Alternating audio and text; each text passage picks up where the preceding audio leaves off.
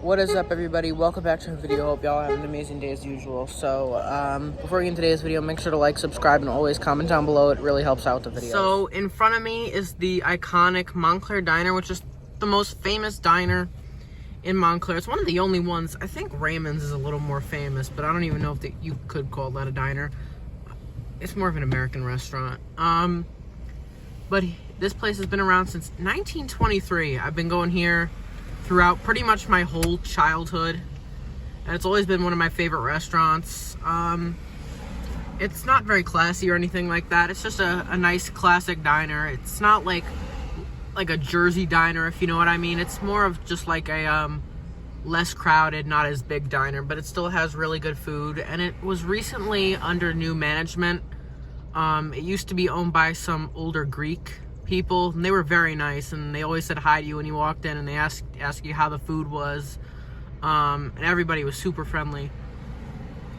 I haven't met the new owners, however, they are now black owners, so now it is a black owned restaurant, and I think one of the guys is gay. I'm not 100% sure, but maybe. I'm not 100% sure, but as you can see, the diner's not very big, but it does have a really big menu, and the prices, they're not that high. They're a little bit more than what they should be, but they're not anything crazy. And that lady right there who just walked in the building is the most friendly server at the restaurant. She's always very friendly, always has a smile on her face, and really is very outgoing. And that's pretty much all the waiters here at the Montclair Diner, and the waitresses and the servers. Pretty much everybody at this diner is always friendly, and the food's pretty good. I'd highly recommend it. Montclair Diner. Yeah.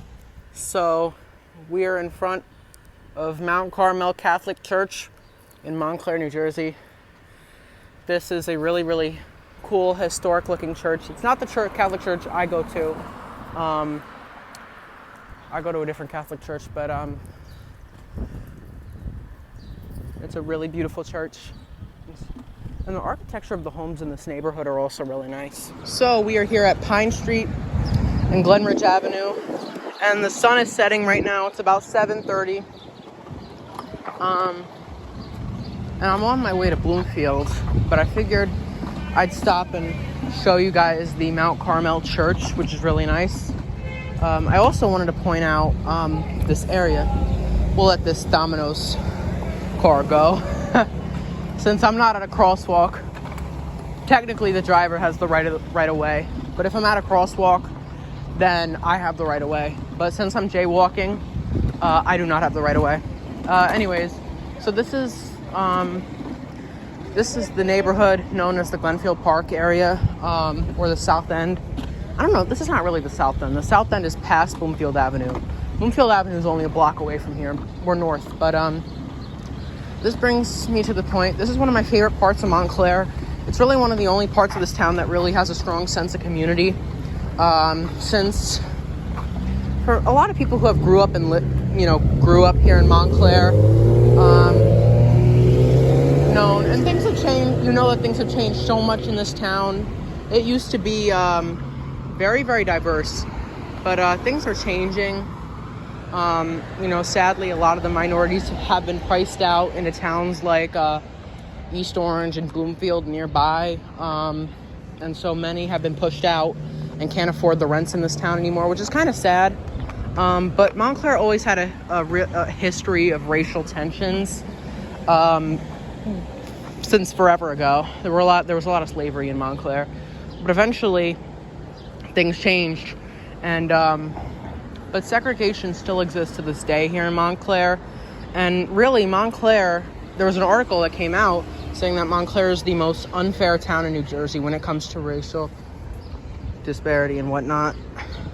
So if you go south of Bloomfield Avenue, and if you go down the hill south of Bloomfield Avenue in what people refer to as the Glenfield Park neighborhood where we are, on Pine Street and Glenridge Avenue, this area is about 95% black. No, if you go past Glenfield Park, it's about 95% black. Around here, it's more like 75%. It's a lot of Italians in this area, but used to be a lot of Italians in this area. But things have changed in Montclair, and sadly, a lot of the people who are replacing the minorities in this town are young urban professionals from New York City. and they have really bring up the cost of living, and overall it's not good. Now, they're not the biggest reason. The biggest reason why the minority population has decreased by like 10%, 20% since 2000 is because of the Hispanic population. When Barack Obama became president, the Hispanic population exploded, and now Montclair is about 15% Hispanic. But a lot of the black people that used to live in Montclair have been pushed out, which is really sad. And just things have changed in Montclair, and certainly not for the better. Just everything has kind of gotten really expensive now. But I guess times have changed. And I've been living in Montclair forever. My mom lived in New York for a little while, and so did my dad. But my mom's originally from Montclair. Or she's from Clifton, but she spent a lot of her lifetime in Montclair. My dad grew up in Philly. So we're not really yuppies from New York when you really think about it. But a lot of people are. And it's sad to see what's happened. But, you know, this area still is one of the only parts of Montclair that really has a strong sense of community, especially in the African American community here in Montclair. I mean, people still hang out and have fun with each other. Everybody's super nice. It's the only part of Montclair where people hang out in the street and really have a good time. You don't really see that in Montclair anymore, which is kind of sad. But it's not really ever going to change, unfortunately. And sadly, another thing I want to point out is I've seen a lot of people in Montclair, in particular wealthier people, mostly like I said, yuppies from New York, refer to this part of town as the hood, which is not true. This area is very, very nice and has a strong sense of community, but they don't come down here, you know, and that's very racist. They think, oh, because people live on top of each other, there's apartments and multi-families, and it's 95% black, that it's a bad area. No, it's not. It's a great area, but they wouldn't know. They wouldn't know how strong the sense of community is down here. They wouldn't understand that. Their neighborhood is boring, where neighbors don't say hi to each other and are not nice to each other unless you have money. So, you know, that's one of the reasons why I don't like my hometown, and that's why really just the racial tensions in Montclair. People here aren't really racist, like Confederate flag, you know, supporters of slavery, but white people and black people in this town don't really interact unless they're in downtown or at the magnet school system. Because Montclair does have a magnet school system, which is a really, really good thing. And it really helps. And it really, really helps bring diversity together in the town. But I bet these kids' parents, they probably never run into black people. Ever, because they all shop in Upper Montclair. I live in Upper Montclair, but I don't live in the wealthy part, because Montclair is kind of divided up into two areas. It's really Upper Montclair and Montclair, but I look at it as up the hill and down the hill. So at the top of the hill is where it's really, really wealthy. I live at the bottom of the hill, which is where we are. But as I said before, things have changed, and I didn't know that this video would turn into a history video about Montclair. But we are talking about African Americans since it is Juneteenth. I just want to say happy Juneteenth to everybody. Alright guys, we are now in downtown Bloomfield. So I got about 45 minutes to spare before I have to hop on the train to get home. I'm going to probably take the 9:20 train, 9:20 p.m. train home. But yeah, downtown Bloomfield has changed a lot as well. But it's much nicer and cleaner than downtown Montclair. But the nightlife in downtown Bloomfield is not as good as downtown Montclair, because downtown Montclair has bars. And yeah. But after 1 o'clock, there's no nightlife, because Montclair's not that big. But there's only 40,000 people in Montclair, so there's not going to be that much nightlife. And there's about 50,000 people in Bloomfield, so unless you wanted to go to 7-Eleven or Wendy's, there's not a lot to do at night here in Bloomfield. But I'm going to go into Dollar Tree and get like a water or something, because I am really thirsty. I guess I was wrong with the nightlife. This entire street is blocked off for outdoor seating, which is actually kind of cool. But yeah, I like downtown Bloomfield better than Montclair, but they're very different. Like if you want to go out for a good restaurant, I'd recommend downtown Montclair. But if you want some restaurants, but more like department stores. I'd recommend downtown Bloomfield. Montclair used to have a lot of department stores, but they all shut down because Lackawanna Plaza, which was the only shopping mall in Montclair, shut down in 2015. So there's no more department stores. Yeah, Radio Shack is gone. What else is gone? Payless is gone. Most stores in Lackawanna Plaza were already stores that were going out of business. Pathmark at the time. Here's Food Town. Okay, you guys, so my train should be arriving any minute now. I think it's like gonna be a couple minutes late, but what can you do about it?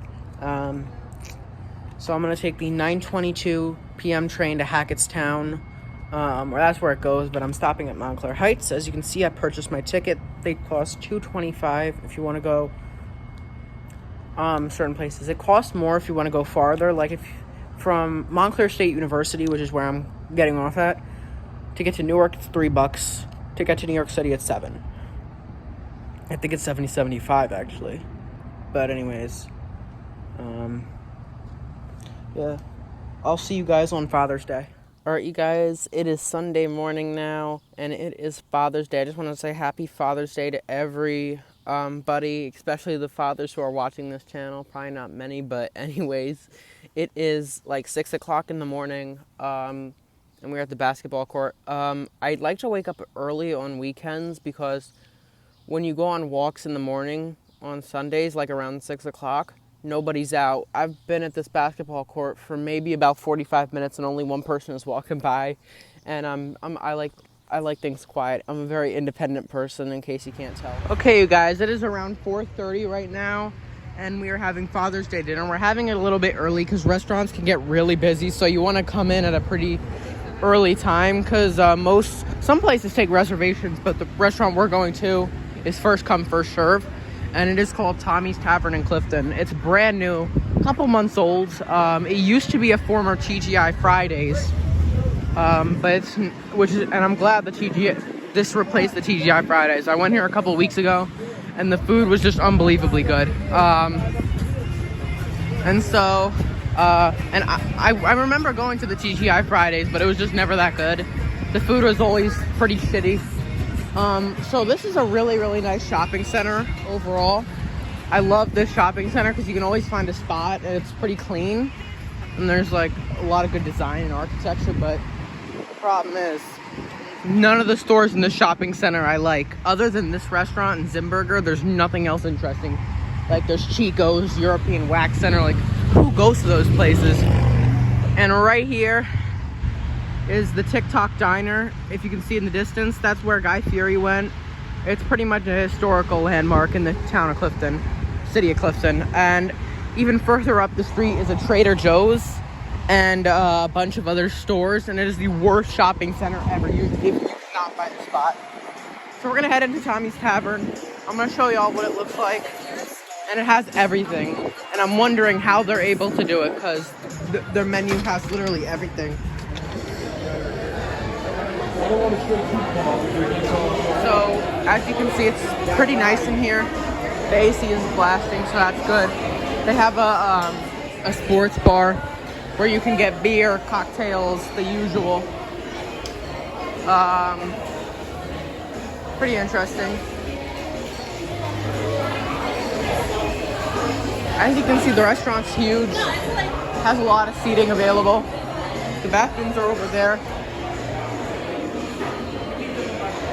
And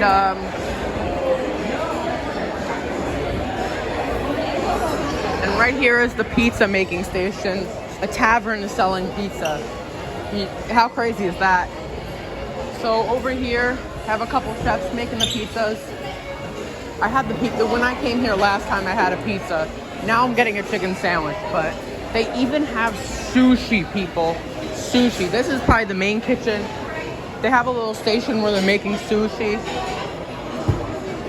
And that is just crazy that they're making sushi at a tavern. How crazy is that? Okay, you guys, so I think I'm gonna finish it up for today's video. No, I did not get a haircut. I just brushed my hair really, really well today. So I'm gonna finish it up. As you guys can see, I'm just drinking a Mountain Dew. God, I love a Mountain Dew. Anyways, that's gonna be it for today's video. Happy Juneteenth and happy Father's Day. Make sure to like, subscribe, and God bless to all you guys.